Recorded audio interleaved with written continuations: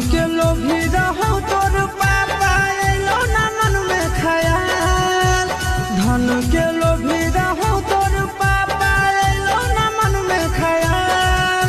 आगे अब मजा ले तोर सिस्टर से करबो रजिस्टर पर्सनल में। आगे अब मजा ले तोर सिस्टर से करबो रजिस्टर पर्सनल में।